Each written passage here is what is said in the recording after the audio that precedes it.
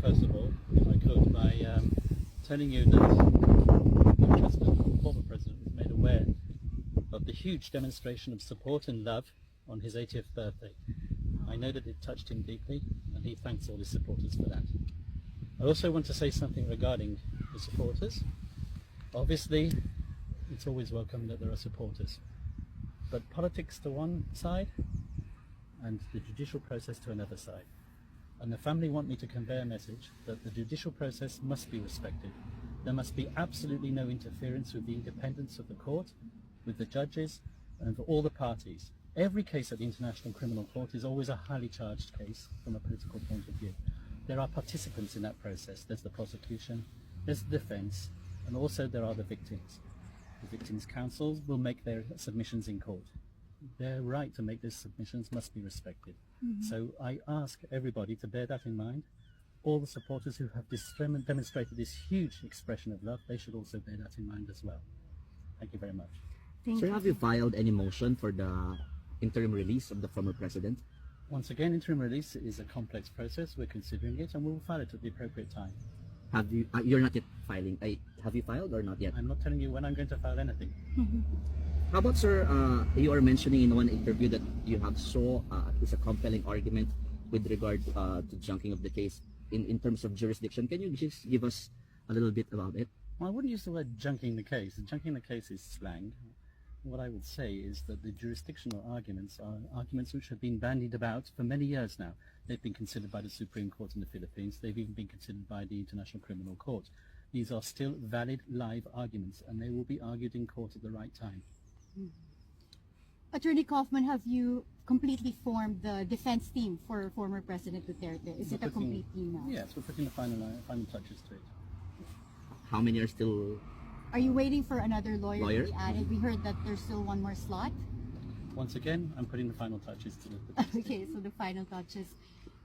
Yeah, Mr. Kaufman, from an ethical point of view, because the former President Duterte publicly made a statement about relating the killing of the Jews to his war on drugs. Can you comment on that? I'm not going to comment on that. People say things all the time. It's not my position to debate it. I have a job to do. I'm going to defend the former president to the best of my ability. Thank you, sir. Attorney Kaufman, is there any chance for former President Duterte to have his case dismissed on a jurisdictional issue before the confirmation hearing in September? Once again, it's the judges who decide when to hear that argument. Obviously, I would like it to be heard first of all. I believe that there are compelling arguments, and I will seek to persuade the judges, but the people who decide at the end of the day are the judges themselves. It's not my job to presume anything here. I believe that there is a strong argument for the lack of ability to exercise jurisdiction, given the Philippines' withdrawal from the Rome Statute. I hope that the judges will accept my submission. They might decide, obviously, that they don't want to hear it at the earlier stages. They might want to combine it with the confirmation hearing itself. I hope that will not happen, but once again, it's not my position now to presume anything. I just make my submissions in court, and the judges will decide. Yeah, Attorney Kaufman, you received documentary evidence submitted by the prosecutor's office. Are there expunable evidences that you think? The disclosure process is confidential, and I'm not going to disclose anything about it. Sir, sorry to reiterate the question again. How can you say that you can argue with regard to the jurisdiction? I think I've given my answer to that already, fairly comprehensively. And you've talked with the family of former President Rodrigo Duterte, and including the visits. Are you also assisting with the visits of different family members? As I said, it's the job of any counsel at the International Criminal Court not just to handle the legal side of things, but also the humanitarian side of things, and it's a right to receive visits from immediate family members. And there are also issues about getting some funds from the ICC. Are you privy on that? I'm not going to comment on anything to do with funding. Attorney Kaufman, in the lighter side, I just want to ask, how are you? Well, thank you very much. Maybe you've got information that I had an operation just before I came here. Oh, you had But an yes. Operation on what? Do you have a health issue? No, I had a hernia fix. Oh, Okay.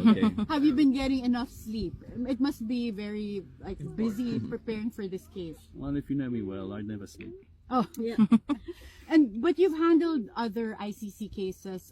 What is your estimate as to how long this will take? I can't estimate, really. I really can't.